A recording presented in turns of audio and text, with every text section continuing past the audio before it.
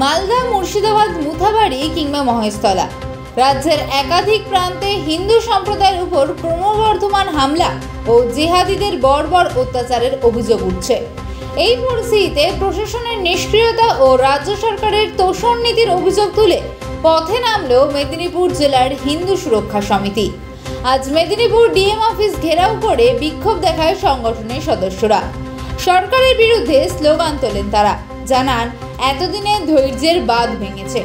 তাদের দাবি অবিলম্বে জেহাদি সন্ত্রাস রোখা হোক, নিরপেক্ষ তদন্তের মাধ্যমে দোষীদের শাস্তি নিশ্চিত করা হোক।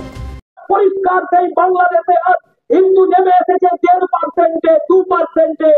আজকে যদি পালিয়ে যান, যেভাবে বাংলাদেশ থেকে আমরা বিতাড়িত হয়েছি, সেভাবে একদিন মমতা ব্যানার্জির নেতৃত্বে এই পশ্চিমবঙ্গ থেকে বিতাড়িত হব। শুনে রাখুন, জেহাদিরা মোথাবাড়ির সামনের গাঁও থেকে মহেশতলায় পৌঁছেছে, তারা তুলসী মঞ্চে হাত দিয়েছে। আগামী দিনে আপনার বাড়ির নারায়ণ শিলায় হাত দেবে, আপনার দুর্গা মন্দির এবং শিবলিঙ্গে হাত দেবে। তারপরে এই জেহাদি মুসলমানদের হাত দিয়ে পৌঁছাবে আপনার বউ, আপনার মা, আপনার মেয়ের গায়ে। পুলিশও বাঁচাতে পারবে না।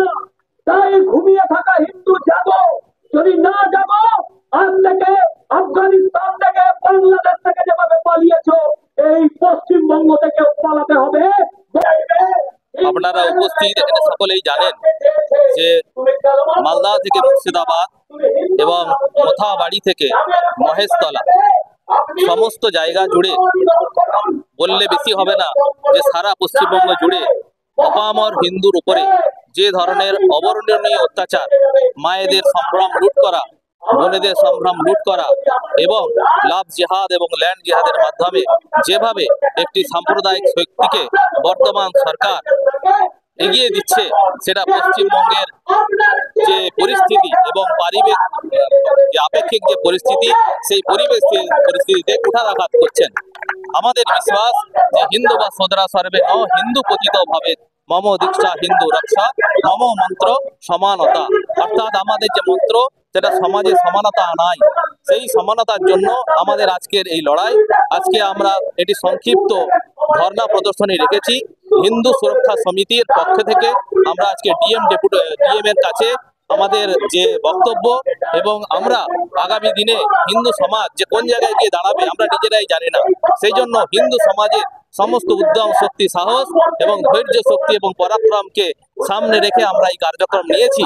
সেই জন্য আমরা এই বর্তমান রাজ্য সরকারকে বলতে চাই, আপনি অবিলম্বে এই তুষ্টিকরণের রাজনীতি থেকে বেরিয়ে সমগ্র পশ্চিমবঙ্গবাসীর যাতে উন্নতি হয়, যাতে সার্বিক পরিস্থিতি সর্বব্যাপী এবং সর্বশর্ষী যেন সার্বিক পরিস্থিতি সবাইকে নিয়ে এগোয়, তার দিকে আপনি একটু নজর দিন।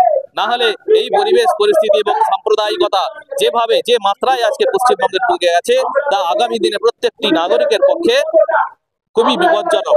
আরো একটি কথা তার সঙ্গে বলতে চাই যে পশ্চিমবঙ্গ ভারতবর্ষেরই একটি অঙ্গরাজ্য, এটি ভারতবর্ষের বাইরের কোনো রাজ্য নয়।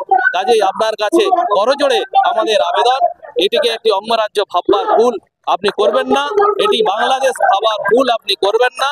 আজকে হিন্দু শক্তি একত্রিত হয়েছে, কালকে হিন্দু শক্তি আগামী দিনে রাজপথকে জ্যাম করে দেওয়ার জন্য বা রাজপথে আন্দোলনকে আরো জোরালো করবার জন্য বদ্ধপরিকর থাকবে। সেই শক্তিকে উস্কে দেওয়ার কাজ আপনি আশা করি করবেন।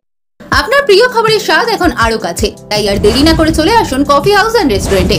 আমাদের এখানে রয়েছে উন্নত মানের কফি, যার প্রতিটি চুমুকে পাবেন তৃপ্তি।